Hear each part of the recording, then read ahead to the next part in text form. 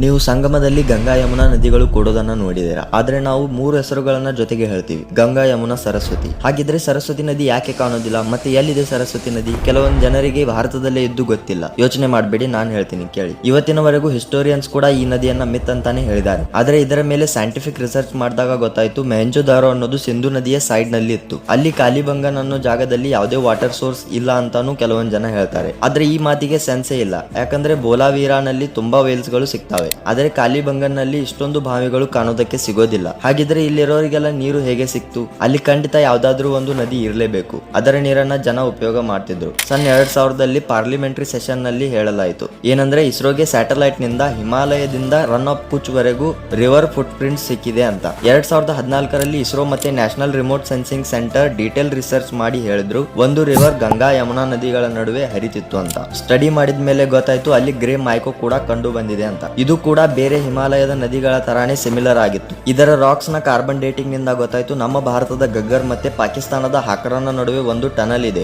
ಈಗಿನ ಸಮಯದಲ್ಲಿ ಪೂರ್ತಿಯಾಗಿ ಒಣಗೋಗಿದೆ. ಅದೇ ನಮ್ಮ ಸರಸ್ವತಿ ನದಿ. ಇದರ ಮೆನ್ಷನ್ ಋಗ್ವೇದ ಮತ್ತೆ ಮಹಾಭಾರತದಲ್ಲೂ ಸಹ ನೋಡಬಹುದು.